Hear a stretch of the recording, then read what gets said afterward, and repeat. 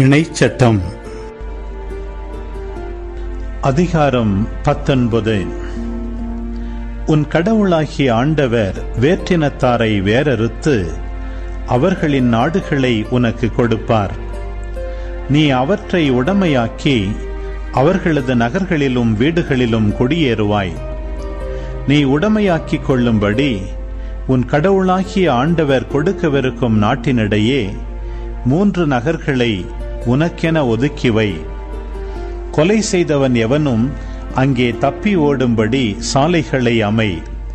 இவ்வாறு உன் உரிமை சொத்தாகுமாறு கடவுளாகிய ஆண்டவர் உனக்கு கொடுக்கவிருக்கும் நாட்டை 3 பாகங்களாக பெறி. அங்கே ஓடிப்போவதன் மூலம் உயிர் வாழத்தக்க கொலையாளி யாரெனில், தற்செயலாய் முன்பகை ஏதுமின்றி தனக்கு அடுத்திருப்பவனை கொலை செய்பவனே. சான்றாக, ஒருவன் மரம் வெட்டுவதற்காக தனக்கு அடுத்திருப்பவனோடு காட்டுக்குள் செல்கிறான்.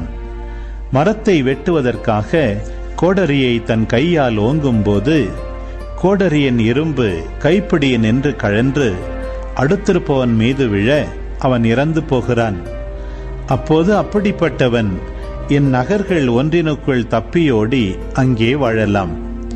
இல்லையெனில் கொலை செய்யப்பட்டவனின் முறை உறவினன் கோபவெறியால் பழிவாங்கும்படி கொலையாளியை பின்தொடரும் போது செல்லும் வழி நீண்டதாக இருந்தால் அவனை பிடித்து கொன்றுவிட ஏதுவாகும். ஆனால் கொலை செய்யப்பட்டவன் மீது கொலையாளிக்கு முன்பகை இல்லாததால் அவன் சாவுக்குரிய குற்றம் ஏதும் செய்யவில்லை என்பது உண்மை. எனவேதான் நான் உனக்கு கட்டளையிடுகிறேன், 3 நகர்களை உனக்கென ஒதுக்கிவை. நான் இன்று உனக்கு கட்டளையிடும் எல்லா கட்டளைகளையும் நிறைவேற்றுவதில் நீ கருத்தாயிருந்து உன் கடவுளாகிய ஆண்டவர் மேல் அன்பு கூர்ந்து அவரது வழிகளில் என்றும் நடந்தால், உன் கடவுளாகிய ஆண்டவர் உன் மூதாதையருக்கு வாக்களித்தபடி உனக்கு இந்த நாடுகள் அனைத்தையும் கொடுத்து உன் எல்லைகளை விரிவாக்குவார். அப்போது இன்னும் 3 நகர்களை இந்த நகர்களோடு சேர்த்துக்கொள். இல்லையெனில் நீ உரிமையாக்கிக் கொள்ளும்படி உன் கடவுளாகிய ஆண்டவர் கொடுக்கவிருக்கும் நாட்டில் குற்றமில்லாதவனின் இரத்தம் சிந்தப்படுவதால் உன்மேல் இரத்தப்பழி வரலாம். ஆனால் ஒருவன் தனக்கு அடுத்திருப்பவனை பகைத்து அவனுக்காக பதுங்கியிருந்து அவனை தாக்கி அவனை வெட்டி சாகடித்த பின் இந்த நகர்கள் ஒன்றினுக்குள் ஓடி ஒளிந்தால், அவனது நகர் பெரியோர்கள் ஆள நொப்பி அங்கிருந்து அவனை கொண்டு வந்து கொலை செய்யப்பட்டவனின் முறை உறவினனின் கையில் அவனை ஒப்படைப்பர். இரத்தப்பழிக்காக அவன் சாவான். நீ அவனுக்கு இரக்கம் காட்டாதே.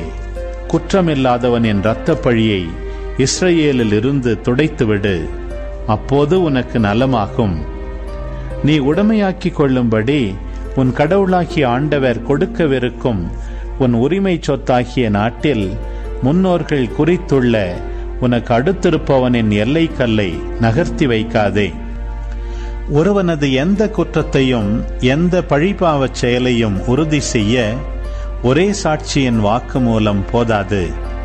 2 அல்லது 3 சாட்சிகளின் வாக்குமூலத்தாலே அது உறுதி செய்யப்பட வேண்டும்.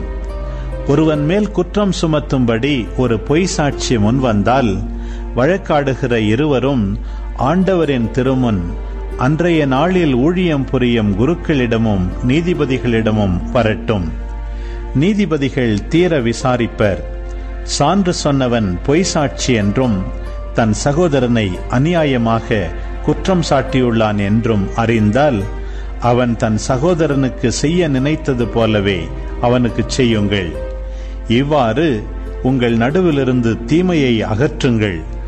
அப்போது அதை கேட்டு மற்றவர்களும் அஞ்சுவர். அத்தகைய தீச்செயலை உங்களிடையே எவரும் செய்ய துணியார். நீ அவனுக்கு இரக்கம் காட்டாதே. உயிருக்கு உயிர், கண்ணுக்கு கண், பல்லுக்கு பல், கைக்கு கை, காலுக்கு கால்.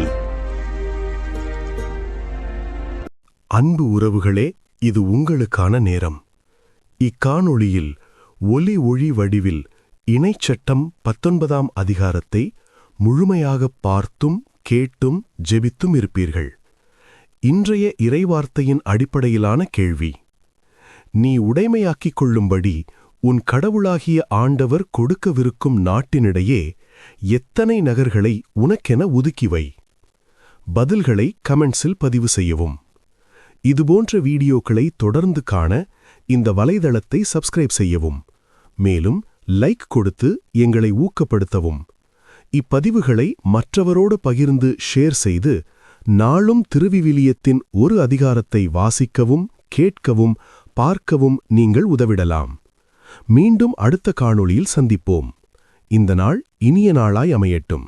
இறைவன் உங்களை ஆசீர்வதிக்கட்டும்.